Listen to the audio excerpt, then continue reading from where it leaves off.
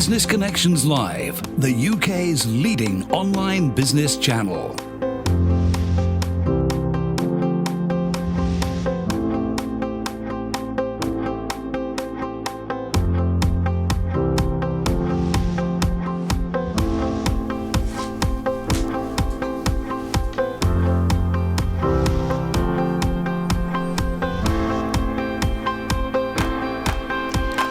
This is Business Connections Live with Steve Hyland. Hello and welcome to Business Connections Live, the program for entrepreneurs, SMEs and business owners.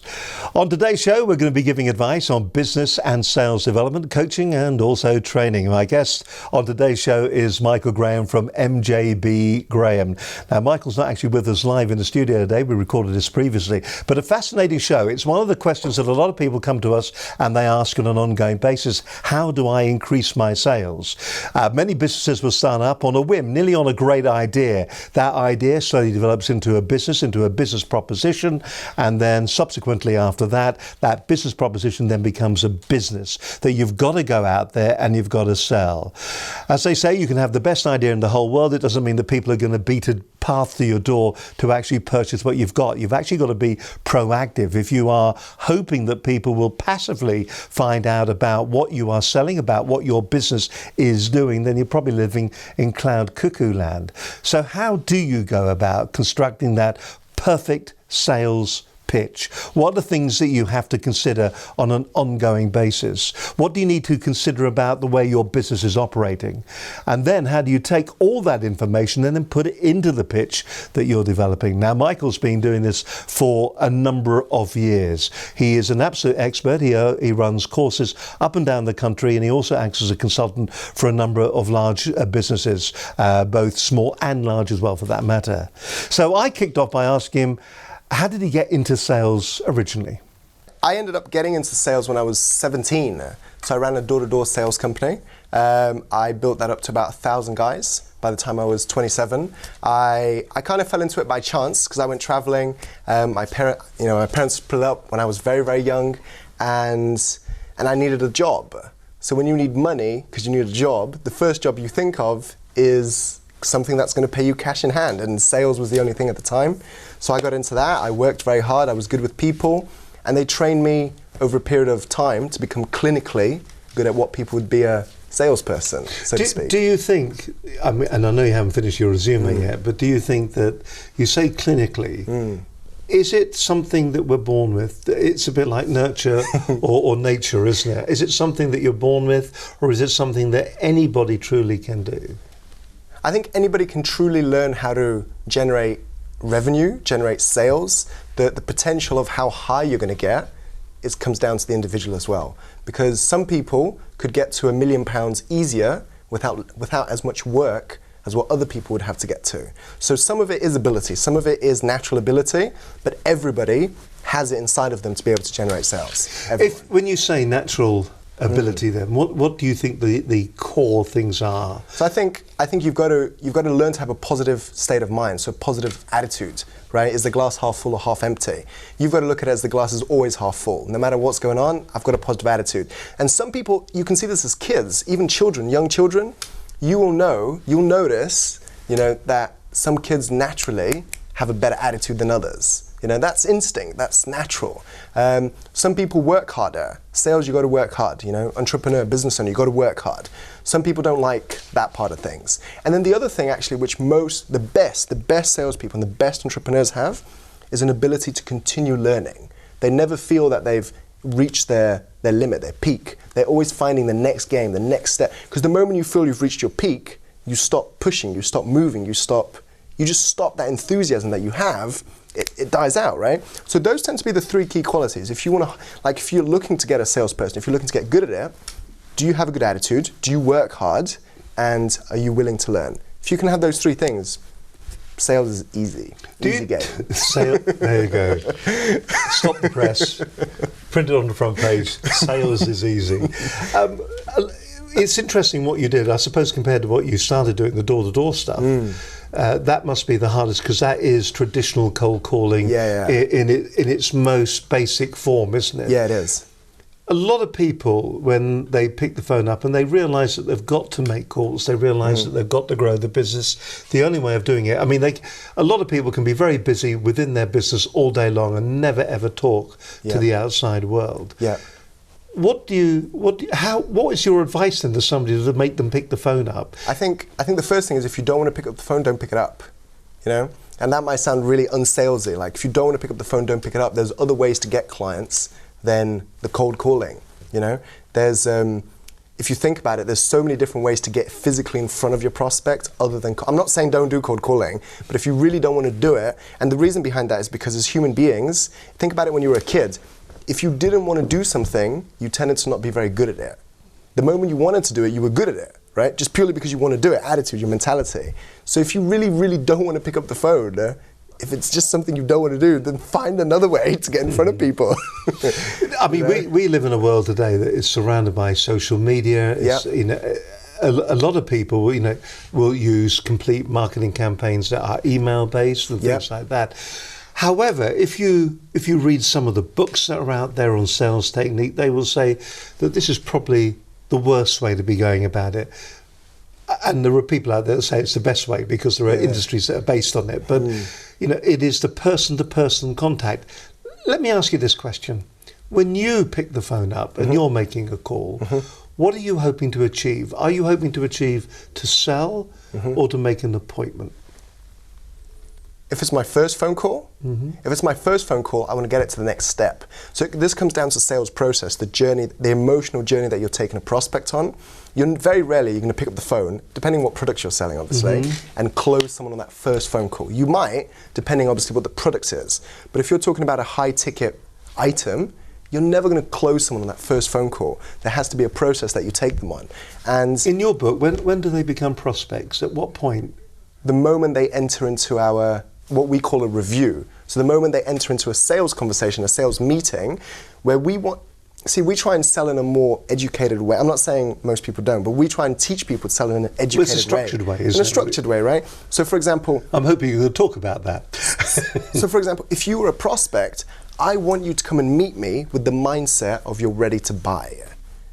That's the sales meeting. Anything other than that is just me trying to manipulate or me trying to trick you. And we don't want that because that's not a strong sale. You're going to get cancellations. You're going to get clients that are not happy with you. Whereas if the prospect can come to you with the mindset, I'm ready to buy, I'm interested in buying what you have, it's much better. That's very interesting. And that's where people go wrong. Because they wait to close at the very end. Whereas if you started closing people at the very beginning, your closing ratio goes through the roof. Okay, so I mean, it's a start, isn't it? Because there are a lot of books out there that will tell you, you know, the stress of selling. Love the stress of selling, how to do the close. There's all those kind of different books, and they're all purported. There's a lot of American books, aren't there? Yeah. Are there many British? No. Why do you think that is? I think it's British persona, right? It's the Americans. There's this American dream concept, right? They're very entrepreneurial. They're very entrepreneurial, and being an entrepreneur, part of it is taking risks. And sales, if you look at the sales persona, the industry is very risk-taking. You know, when you're going to close someone, when are you going to do things? It's very much a risk. Oh, do apologise. Hang on a second. Don't stop. It's very much a risk-taking industry, right? So if you're not up for taking risks, it doesn't really work for you. Hang on a second. Hang on. I've got a laptop that's mucking around with me here at the moment, and as always, we're hearing ourselves rattling away. So I'll just got rid of it now. Sorry, you were saying, Michael. I do apologise. No, so the American, the Americans, entrepreneurial. I think because if you look at American history, it's very entrepreneurial, and sales as an industry is very risk-taking. And a big quality to be a good entrepreneur is not taking crazy risks, but is knowing when to take a calculated risk. And you've got to take that leap, right? Whereas in the UK, I believe it's because of the history that the UK has had, we're not programmed over generations to not take risks. So because of that, the whole key ingredient that you need in sales, which is I'm willing to take that risk, if you don't have it ingrained in you early on, you know, you look at countries that are really good at sales, India, China, the economies that are Brazil, for example, you know, America, all very, very entrepreneurial. I think what's interesting as well is the titles that we call. In America, you are proud to be a salesman. Yeah. It is a profession of note. High quality salesmen make high quality money. Absolutely. They make fantastic. Over here, we are anything but salesmen. We are sales representatives. We are sales advisors. Yeah. People on the shop floor these days, it's nearly as if they're embarrassed to be a salesman. And that seems to be the kind of perception that we here in the UK have about salesmen. We're nearly ashamed to say that's what we do. Yeah, it is. I think a big part of it, a big part of it, is down to the fact that people in the UK, not necessarily, I don't want to attack people in the UK, right? But the industry in the UK, it's, if you're not trained to do something properly, you're not going to do it very well. So if you don't do it well, you're not going to enjoy it, right? Whereas in America, like I've been to America a few times, the companies they're so trained in how to sell, how to do something, how to close people, how to start a conversation, how to be likable with people, right? All these little things that if you don't know how to do them, you're not going to do them. So if you don't do them, you don't get the result you want. And if you don't get the result you want, you then don't enjoy the process, right? So I think that's a big thing. It's that if the UK, especially in London, right? And salary, you mentioned salary. A lot of really good salespeople in London, this is what a lot of people don't understand, they actually earn more than everybody in the company. Like my top guys, they earn really good money. But isn't that the right way? That is the right way, yeah. If they're pulling in the sales and they're making the money for the company, I'd be quite happy to have a salesperson working for us that was making oodles of money, because his success is the company's success. Yeah. Where it goes wrong is where I think when someone becomes really good at sales, and you see this happen a lot, and they get this, this bravado. We call it the peacock effect. All right. Right? And it's just, you don't need that, so that needs to be controlled, but that can be controlled by proper management. So that's where it goes wrong. It is a fascinating insight, isn't it, into what is actually going on when it comes to sales, and also the way we perceive ourselves as salesmen within our business. You're watching Business Connections Live. And as always, on a Monday, we're absolutely live, as you can probably tell, and an interesting show today as well. My guest on today's show is Michael Graham from MJB Graham. Now, let's look back at last week's programme. That was a real insight. A lot of great comments coming back from that. By the way, if you enjoy any of these programmes and you're watching them on YouTube at the moment, please do give us a thumbs up and do subscribe to the channel as well. And don't forget to go to our website as well, for that matter, at businessconnectionslive.com. Now, on last week's show, we spoke to Gabby Buck, Managing Director of GKB Ventures Limited and also Chairman of the British Bankers Association Export Finance and Trade Committee, on how SMEs can gain access to export finance. If you are in the situation at the moment, and of course with the EU referendum just around the corner, we are all concerned about what's going to be happening with our overseas trade. But if you are having an issue at the moment when it comes to finding, well, maybe the funding of it, the money that you need to get your product overseas, then maybe this is the programme you need to be watching. Let's go back to last week's edition of Business Connections Live.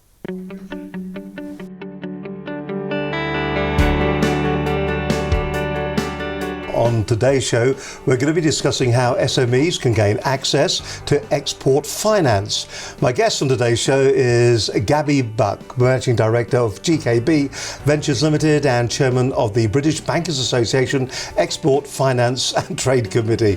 There's a lack of pre-positioning by the exporter in terms of making sure that the underlying contract is robust and bankable.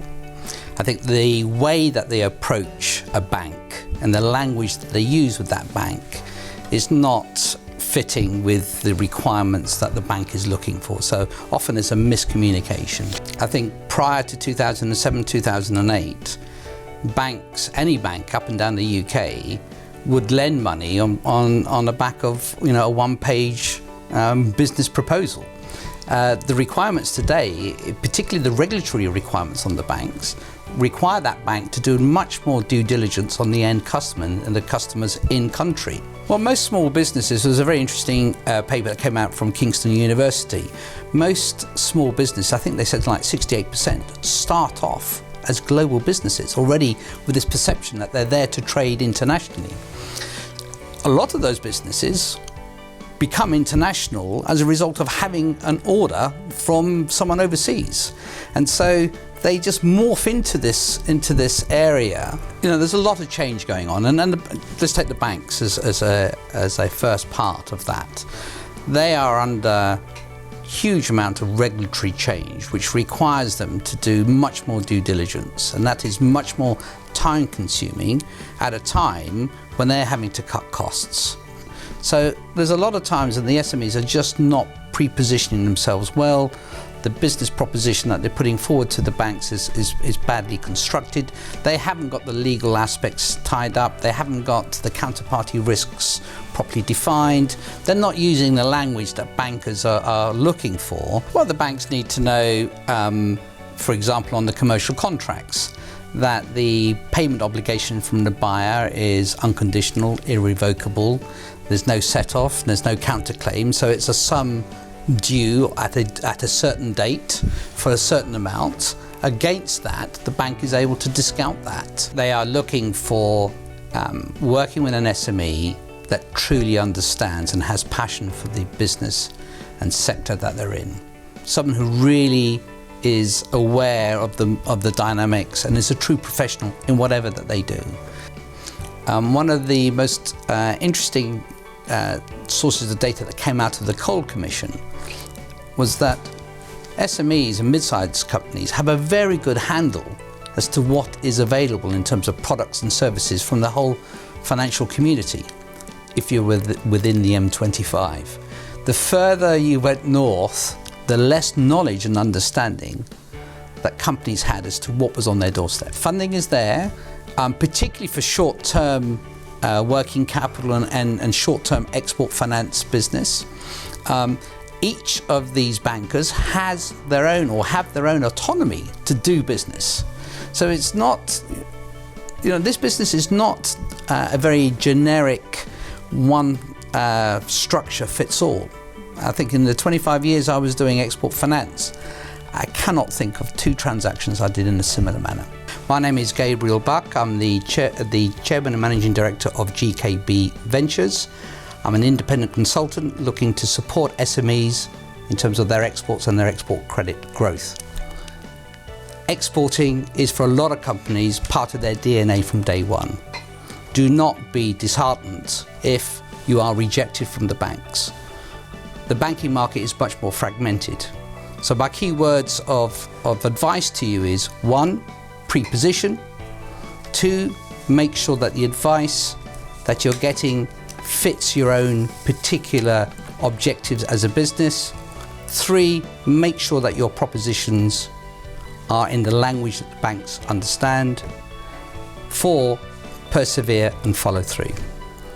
The market is huge across the world, and for those companies that are exporting and it's part of their DNA, the successes that they get make them much stronger credits.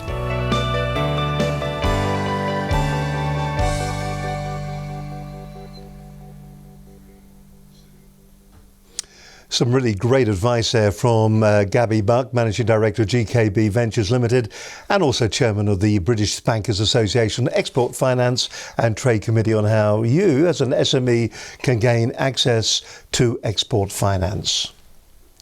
You're watching Business Connections Live. Great to have your company as always with us on today's program. Today we're talking to Michael Graham from MJB Graham. We're talking about the whole world of sales. A lot of people say it's all about the numbers. Well, I asked him, if you make the calls, will you hit the numbers? You've got to have some basic level of, skill. But yeah, in essence, if you can get through the numbers, then you've got a chance. All right. But you've got to get through the numbers. All right, when people come to you and they say, look, we're looking at, we want to increase our sales, we want to be more successful. Of the businesses that you go to, the SMEs that you go to, what are the primary mistakes that you see initially in the businesses? What are the typical top 3 or 4 basic mistakes that every business pretty much makes? Okay, I'll give you an example of a business, right? So there's a company called Hugo Carter. When they came to us, they were doing 50 grand a year turnover, and in the space of 8 months, they've gone to doing 50 grand a month, right? Wow. In 8 months. 8 months, they've gone from 50 grand a year to 50 grand a month, right? And that's just one of them. Key things that they were doing wrong, which is not just them, but a lot of people do wrong, is number 1, is how do I physically go and get in front of more people? Not necessarily tell people about my message, but get in front of people. So how do I position myself in front of people? Number two is once I have that opportunity to be in front of that prospect, what's the journey that I'm taking that prospect on from prospect to cash, right? Because cash is king. And then whilst I'm taking him through that process, what am I actually saying to him or her to get them excited, to get them impulsed to want to buy my product? And then the last thing is, how am I monitoring my attitude? Because a lot of people don't do that. Those 4 key things tend to be the places where, and there's loads of clients like examples like that, where they're not doing that stuff, and you do that stuff with them, and they explode. All right, well, let's look at the processes then, because at the moment we're at textbook stage, aren't we? You need to do this. And if you have the right so what do you we'll talk about attitude in a moment. So the very first thing then that they have to change. The very first thing they have to change is, how do I physically learn to get in front of more people? So what if you're a small business? Now don't worry, we're not going to shoot your course in the foot. No, it's fine. So what do you do? How do you go about it for a small business? So if you think about it as a small business, anything below 4 mil, right? How do people physically generate clients? And if you ask them, and I know this because we asked them this, the way they predominantly get most businesses, and they'll say this very proudly, is referrals. They get all of their clients through referrals. And now that's amazing because it means you're doing a good job, but it's not a channel, it's not a source of business that you can rely on, right? Because what happens if the referrals don't come? What happens to your business, right? So what you need is other sales channels to get in front of people. For example, networking, running your own events, getting people to come to you, having strategic partnerships with other companies that are pitching your target market and agreeing a partnership with them whereby they will introduce you and you will do likewise. Obviously, you've got cold calling, but not a lot of people are into that. Networking, we've touched on. Where are you going networking? In London, there's tons of places to go networking. But if you're looking at a 4 mil company, so we're looking at a fairly respectable size company there, maybe about 20 employees, something like that. Is there a point that you kind of nearly step out of the traditional networking area? We're talking networking. A lot of networking, I tend to sometimes use the expression, tends to be the cobbler, the tailor, the candlestick maker. It's at that level. And while you've got a resource that you can network into, obviously what you're looking for there really is just referrals. So, because they'll know somebody who may need the service that you have. Whilst that comes down to pitch, you see. So we talked about attitude, sales, attitude, strategy, process, pitch. If you can learn to get in front of people and you have a good enough pitch, so that would be the beginning of your pitch, that would be your sales hook. You have a good enough hook to entice people in, then everybody's a prospect, right? And we believe in a concept when it comes to network, that your net worth is directly proportional to your network. So regardless what size of business you are, we believe you should be networking. Doesn't necessarily mean you network where, I say this with respect, with the smaller fish are going, you network where people of your level are going. Because everybody networks, it's just where do they go? Where do they go to network? But you're right, when a company reaches around 4 mil, they might need other sales channels outside of that bog standard 5. That's very interesting. Do you think people sometimes get addicted to networking, or is it that they don't use the networking that they go to effectively? I think people get addicted. I think you said earlier, doing the same habits. People get addicted to the habits that they're doing, right? So if you're when you first start a business, if you get in the habit of being busy, because busy is good, busy is not good. Busy is not necessarily good, because busy might not have a direct impact in your bank, right? It's being busy in the right way. So I'll give you an example. When we talk about networking to our clients, we say whether there's 10 people in the room, whether there's 3 people in the room, whether there's 200 people in the room, get 3 good connections. That's it, just get 3 good connections. 3 people who you've spoken to for 20 to 25 minutes. And that's a really long time in a networking environment. But here's the thing, that person's going to remember you, they're going to like you, and more importantly, they're going to be expecting your call the next day. So your chances of moving them into your process is much stronger, much stronger. Do a lot of people go along to networking events and don't follow up? A lot of people do that, not our clients, but but a lot of people do that. A lot of people go networking, don't follow a process, don't follow what they're supposed to be doing. A lot of people don't really have a good, if you ask me what do, I would never tell you I run a sales consultancy, because you would immediately get an image in your head, right? What I would tell you is I'd tell you that I help you to print money.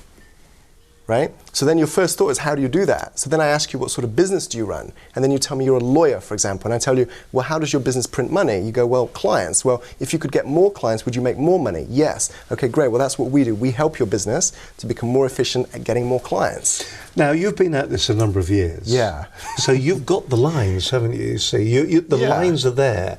What about someone who comes to you initially who doesn't have that?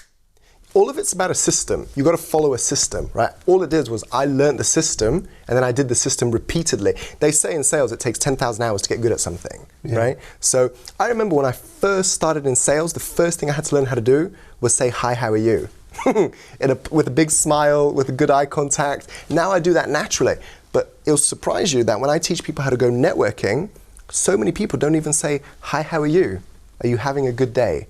Basic human, communication skills. So many people don't do that because they put their business hat on. They put their business hat on, they forget that they're a human being dealing with another human being, and they feel that they have to be all serious and businessy. And you do. This is framing what you say like for like, isn't it? So if you frame it in a particular way, you will get a similar or like response back. Absolutely, 100%. And it's that concept, isn't it? It's like people, if you don't know what to do, how are you going to do it? It's impossible. It's impossible. Don't know about you. Loving this at the moment. Loving it. Okie dokie. Okay, let's move on then. Let's go into the process then that we're going to be working our way through. When people hear I would imagine when you stand up in front of your courses, your classes. How long do the classes last, by the way? So our courses, our programs, they run 6 to 12 months. All right. So it's a serious investment then. Yeah. When you explain that, I'm sure you can do this in a few minutes, but the process then, what is the process and what are the parts of the process and how do we approach them? In terms of somebody doing the sales process, So you got a line, it's literally a straight line.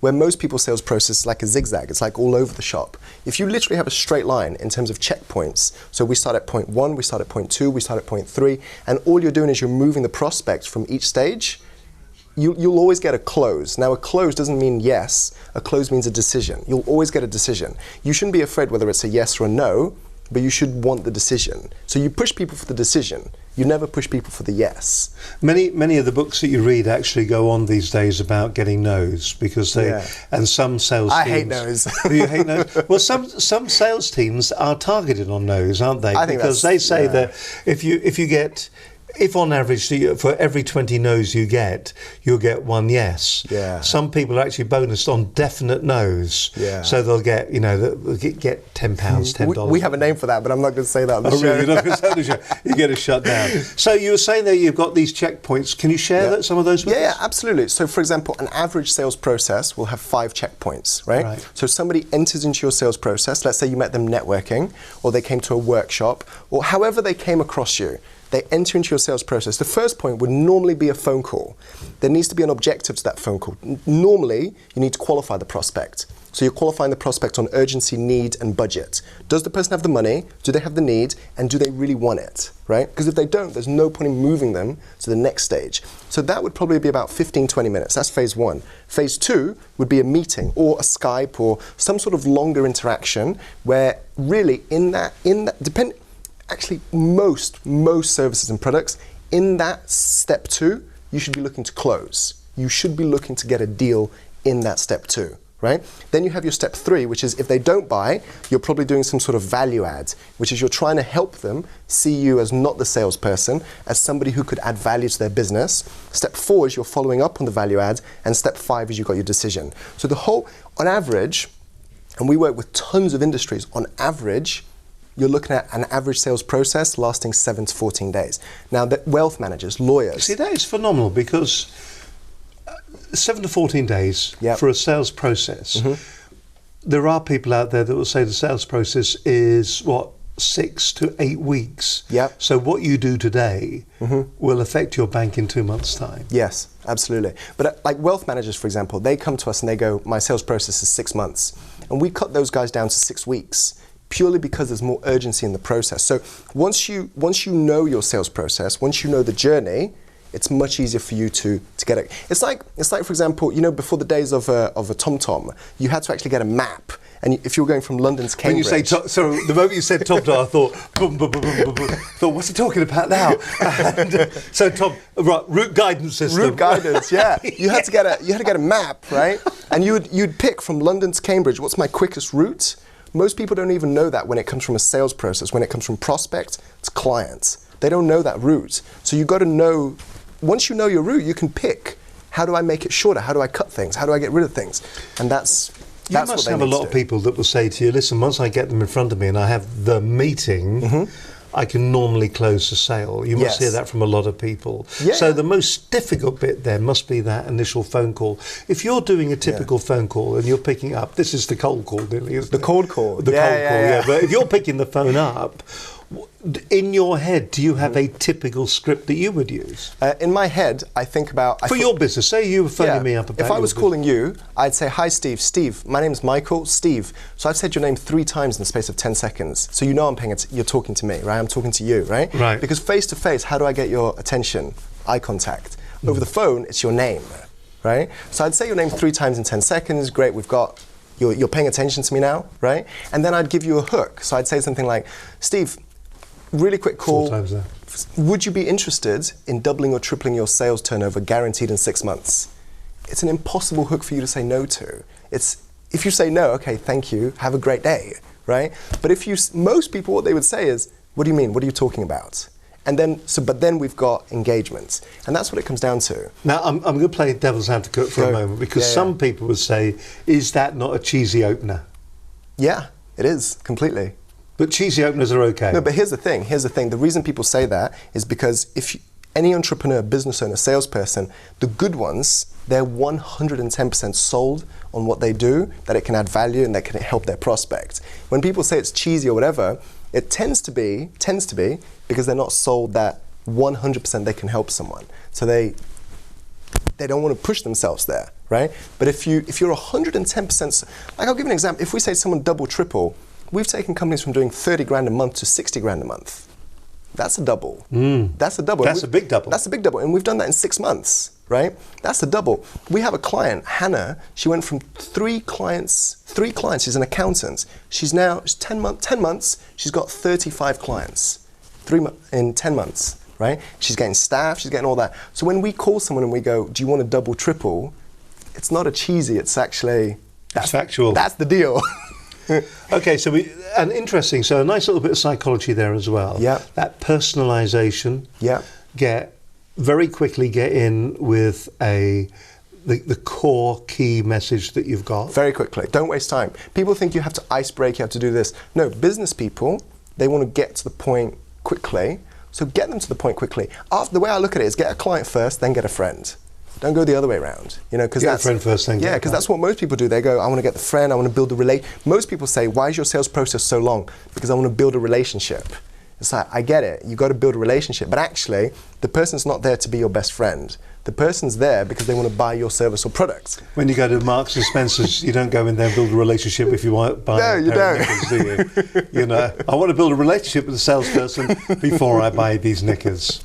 Not that I wear knickers, of course, but if I am getting you excited, I do apologise. All right then, so, that's interesting as well. There's a little bit of NLP in there, that using their name. Yeah. It's probably the most important word that they'll hear in the conversation. Yeah. Their name. In the very beginning.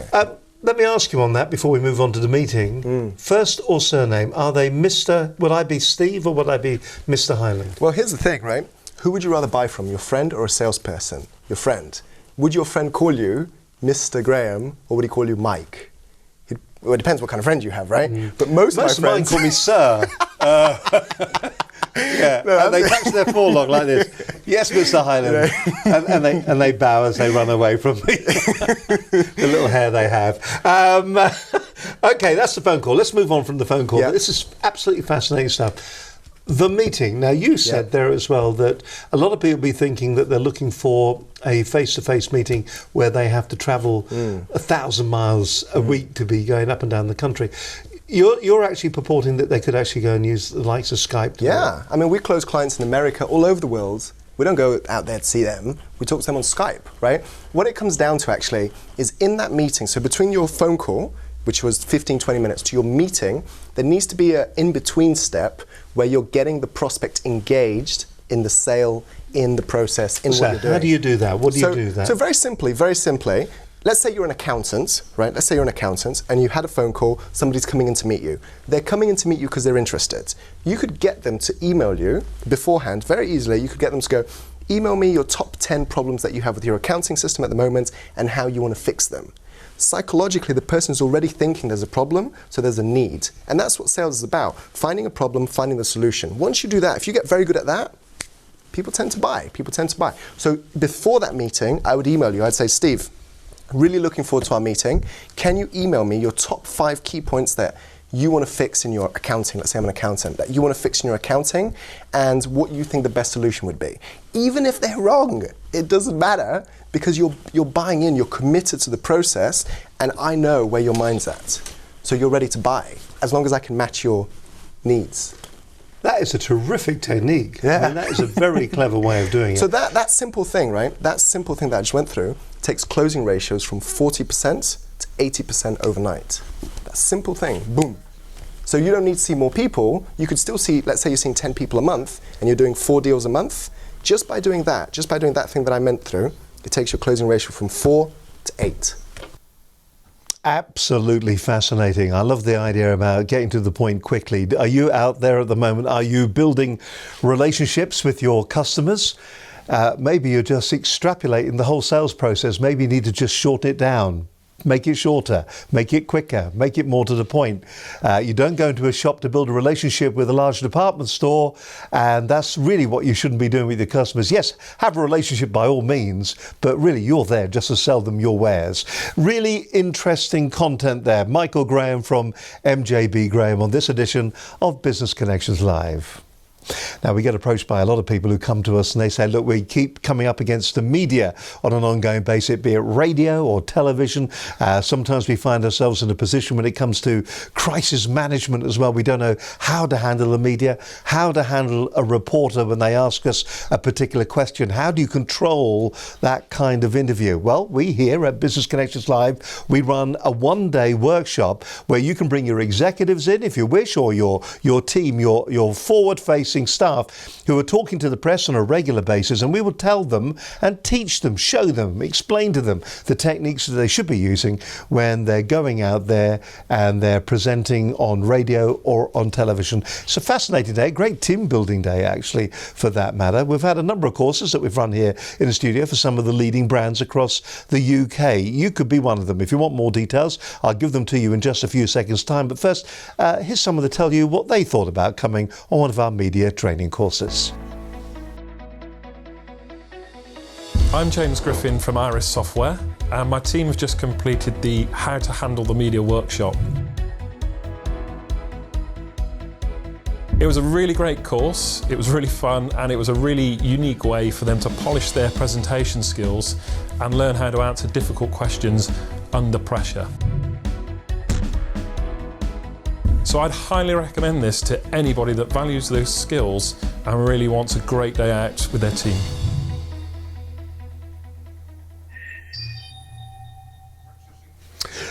James Griffin there from Iris Software. It was a fascinating day with their team, but we do it for a number of blue chip companies up and down the UK. If you want to be one of them, then all you got to do is get in touch with us here at Business Connections Live. Our email address, if you want to send us an email to find out more details, is studio@businessconnectionslive.com. You can always give us a call though, talk to either myself, Steve Highland, or Linda Bazant. The telephone number is 01784 256 777. Or if you wish, you can also follow our stream of consciousness, that is Twitter, BCL Business TV. Don't be shy, do get in touch with us here. We'll put together a unique package especially for you. It's a turnkey day, so it isn't something that is just generic that we're talking about. We will take your press releases, we will put them into a form that you can use during the course as well, and you will really maximize your return on the day. It's a fascinating day, not only for the people that come on the course, but if you do send people from your PR team, it sometimes shows the holes that are there when people on the air will get themselves into a bit of a sticky situation, and we'll show them how to resolve that, and we'll give advice to the PR team how they can protect their people from getting into that situation in the future. It's a great day. Once again, do get in touch with us here at Business Connections Live, and just go to our website for more details at businessconnectionslive.com. You're watching Business Connections Live, and it's great to have you with us today. Michael Graham is my guest on the program today. We're talking all things sales. So let's find out more of the golden pieces of advice from Michael Graham from MJB Graham. I don't know about you already, I am just being bowled over by the advice he's given. So we've done the phone call, we've done that intermediate email as well, we've interacted, we are qualifying, we are closing down the client, we're getting them in a frame of mind where they are going to do business with us. Because we're saying, what are the problems that you've got, so that we can look at ways that we can resolve those issues. You've already asked them, they're already thinking they need something else. So already you're putting them in the right mind's eye. The next stage we've got is the meeting. Now, we've already talked about we're going to do it on Skype, Mike, and we were going to, sorry, that was a long chat for me then, wasn't it? We're going to do it on Skype, but we have a meeting. Which is the most effective, do you think, or do you think it doesn't matter anymore? I don't think it matters. I don't think it matters because people would expect me to say face-to-face. Yeah, face-to-face is great. But actually, if you know what you're doing in that meeting, Skype is just as good. It's exactly the same, almost. All right, then what are you doing in that meeting? So you've got to break down your meeting essentially into three key chunks. You know, however long those chunks are going to be, but three key chunks. The first chunk would be getting the prospect out of what we call their shoes. So getting them into the frame of mind of where the problems are by asking them questions, how they feel that those problems can get better. So it's really all about the prospect speaking. You're not even doing any speaking at this stage. The second stage would then be what we call your closing. So you're already closing at the second period, and then the third period would be a negotiation, because you might present a price. Let's say you say 10 grand for something, and the prospect says, nah. What you don't want, or no, what you don't want is you don't want your prospect going away, leaving that environment without having made a decision of yes or no. You want them to make a decision. So if you've got to leave time in that meeting to negotiate. Do you know, a buddy of mine, he used to be a sales director for a multinational. He used to look after the Asia Pacific area. And what he would say to his sales team, when you go in to see the prospect to close them, have all the possibilities on contracts that they could possibly want. Yeah. So, you know, the top price, the middle price, the bottom price, all the variations. So the moment they said, if you could do it for this, I go, there you go. There's the contract. The way you've got to look, the way I teach, because we teach a lot of things through visualization. And one of the best visualizations we teach people is, imagine yourself at the beginning of a corridor, which has 5 doors on either side and 1 door at the end. And all of these doors are open. And your goal is to get the prospect, and it's a blind, the person's blind, and your goal is to get them through the door at the very end.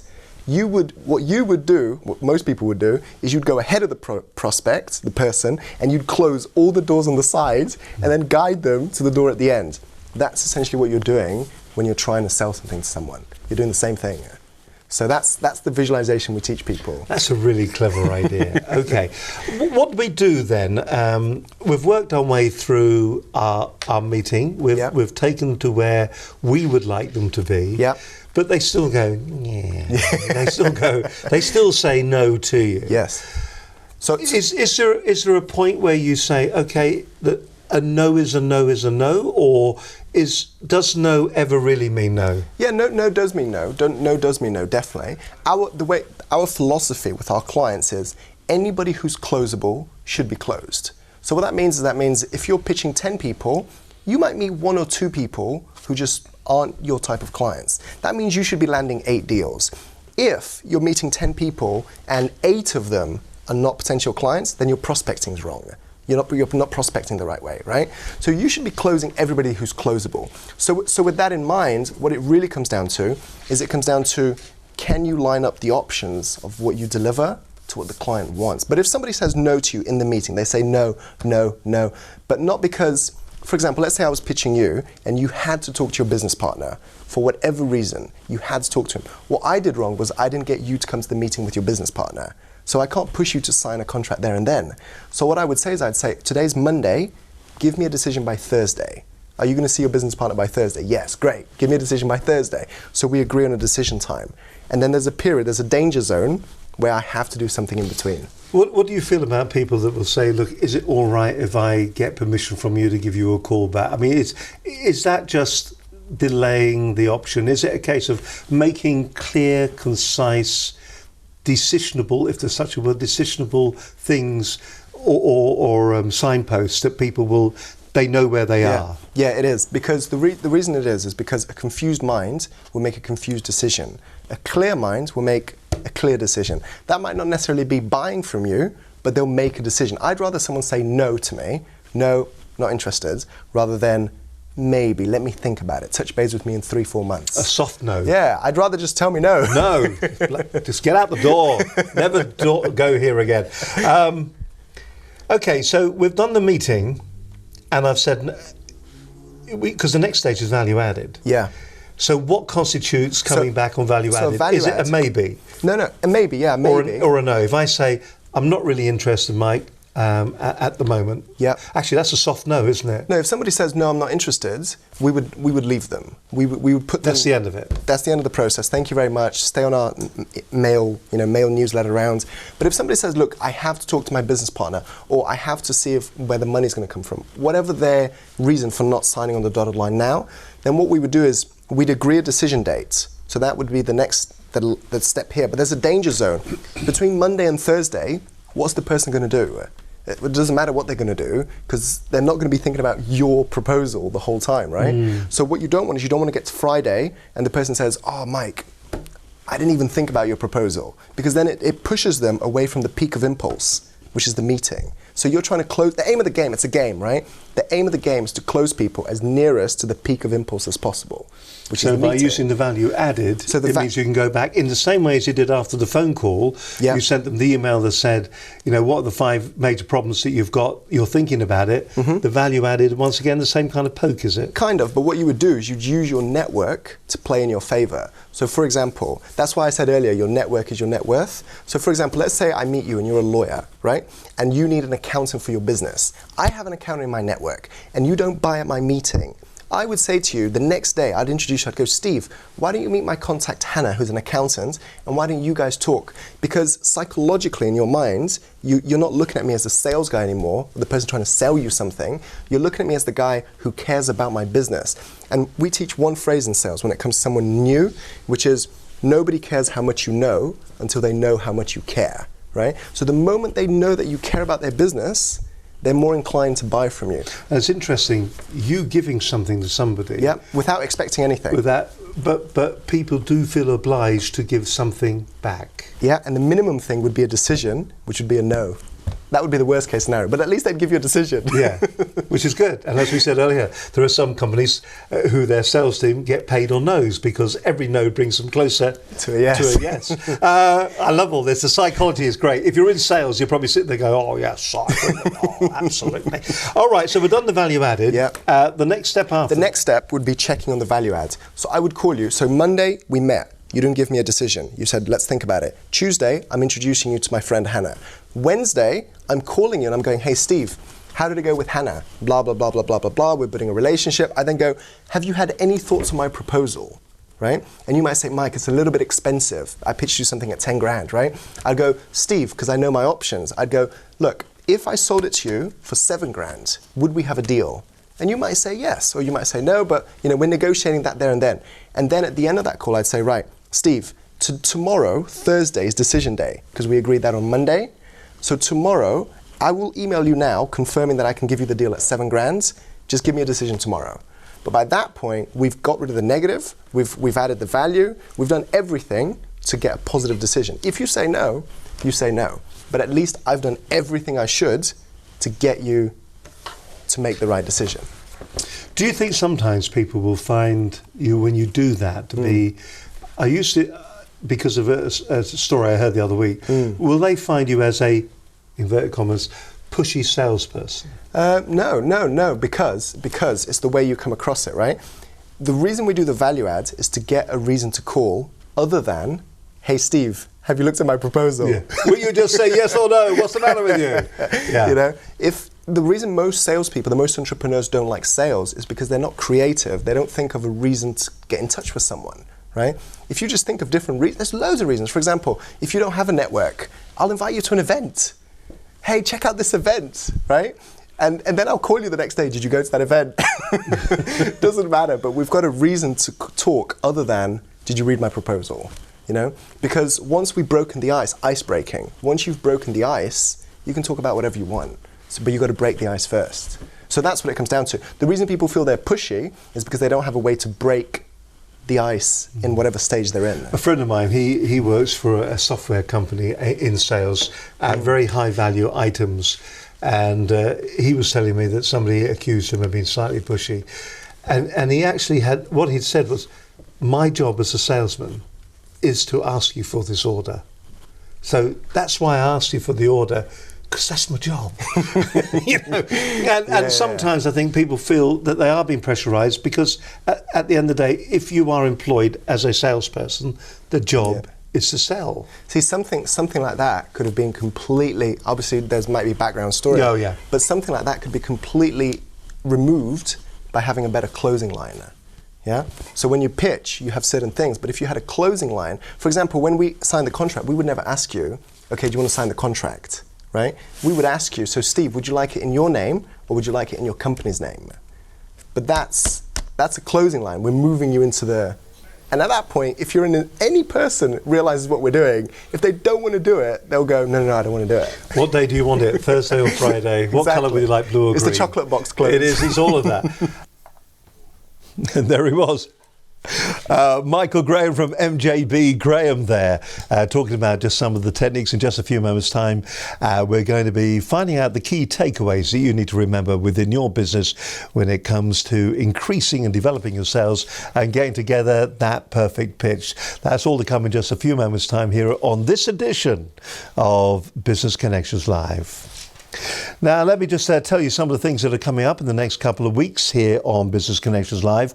On next week's show, our guest is going to be Julianne Ponan. She's the CEO of Creative Nature, who's going to be here to tell us how learning from other entrepreneurs can propel your businesses or from loss to profit. It's going to be a cracking show. She's an award winner as well. She's also a keynote speaker, going to be with us on the programme next week, and we are looking forward to her company. Coming up in the next few weeks, Rachel Taplin, Media Matchmaker, is going to be coming on. She's the Media Matchmaker, speaker, PR trainer, and she comes from Blue Boo Media. And she's got some really great ideas. If you are a small business and you're looking for that additional PR, how do you go about getting it? Particularly from the broadcast media. How do you get yourself onto local radio, for instance? How do you get yourself on a program like this? She'll explain just some of the techniques that you need to be aware of. Chris Harris, the Group Marketing Director of the AA, is going to be joining us. So big brand, but what lessons can you as a small business learn from people like the AA and other big brands that are out there? We'll be finding out when Chris joins us in the studio in a couple of weeks' time. And also Dilys Guion, she's the International Sales and Marketing Leader, Coach and Speaker. Fascinating lady. Spoke to her a little while back and really looking forward to having her on the programme in the not too distant future. You're watching Business Connections Live. Hope you've enjoyed today's programme. Welcome back once again. And in this particular part of the programme, we're going to be looking at the key takeaways that you as a small business have got to consider when it comes to increasing your sales. How do you go about making that absolute perfect pitch? What are the things that you need to remember? Are you getting it hopelessly wrong at the moment? Earlier on in the programme, we were talking about building relationships with people. Is that the way forward? Michael Graham doesn't think it is. Michael Graham thinks it is all about the sell. So if you're going out there and making friends with your customers, are you getting it hopelessly wrong? Shorten that sales cycle. Some companies are looking at a sales cycle of around about maybe 3 months, 12 weeks. You should be able to shorten that and bring your sales cycle down to maybe 6 months. And just imagine what that could do for you and your cash flow for your business. It could transform your business from where it is at the moment, maybe in a mediocre state, to a successful state. And more cash means you can then reinvest back into the business as well and maybe go from there to grow your business and make it a huge success. These are all the things that you need to consider. And don't forget, it's those kind of ideas that you need to be applying to your business on a day-by-day, week-by-week and month-by-month basis. An interesting show today. Hope you found it really interesting. So then, Michael Graham, as I said, is my guest from MJB Graham. That's who we've been talking to. So what are the key takeaways that you need to remember when it comes to increasing sales and putting together that perfect pitch for your business? Here's Michael. Please look straight down camera number 1. Yep. Say who you are, the name of your business. Give us the takeaways that we should have from today, the key things that we need to remember, and also a little bit about how your organisation can help companies who are looking to increase, to double and triple their sales. Michael, straight down there, take a breath. The airwaves are all yours. Perfect. Steve, thank you very much. Thank you for inviting me. So my name's Michael. I'm one of 3 senior partners at MJB Graham Limited. We're an international sales consultancy. And I guess the 4 main things we spoke about with Steve today was the attitude. You've got to make sure your attitude's in the right mindset. Your strategy, your sales strategy, are you getting in front of the right type of people? Your sales process, are you guiding those people in the right way? And your pitch, are you saying the right things to people at the right times to get them impulsed and motivated in what you do? And just by learning those simple 4 things, I'll give you an example. We've taken clients like Hannah Shu. She runs a company called Exceptional Consultancy, and she went from 3 clients a month, so turning over roughly just under $2,000, to 35 clients a month. She's turning over at the moment an exceptional amount higher than what she was before. She's hiring people, and what we do is every quarter we run a quarterly seminar called our Supercharge Your Sales, and I'd like to invite you all from there. Give us a call. The number is 0203 195 2888, and what we do is we meet at the Kensington Close Hotel in High Street, Kensington, and 100 business owners. We all get in the room, we run through those 4 key things: attitude, strategy, process, pitch, for 1 whole day, so you can take it away and you can implement it in your business and get the changes you guys deserve. Absolutely great advice, and I'm sure that you're going to be taking it as well. You can always watch the program if you wish. You can always go to our website at businessconnectionslive.com. You can watch a rerun of it there, and I'm sure you'll find it absolutely fascinating. My guest on today's show, Michael Graham from MJB Graham. And that pretty well wraps up this edition of the programme. My thanks once again to Michael for being on the show today. Hope you found it really interesting, and we look forward to seeing you again in the near future on Business Connections Live. And just before we finish the show off completely, let's just give the rest of the housekeeping and put that to bed for you right now. On June the 20th, that's the 20th of June, we're going to be airing a Business Connections Live special with a roundtable of experts, including Louise Punter, Chief Executive of the Surrey Chamber of Commerce, and Stuart Miller, Managing Director of Warwick Legal Network, discussing the EU referendum. The question we've got there is, are you in or are you out? A lot of confusion going on at the moment. A lot of people getting into hot water as well, for that matter. You know what? That really does practically wrap the show up. If you'd like to sponsor the programme, please do get in touch with us. We do have sponsorship opportunities as well. And if you're in the Cambridge area, don't forget you can always watch us on your local TV channel. That's Cambridge TV, Freeview Channel 8 and Virgin 159. Well, once again, we're back again live next Monday. But from me, Steve Harlan, for the time being, have yourself a successful week. Till then, bye for now. Bye-bye.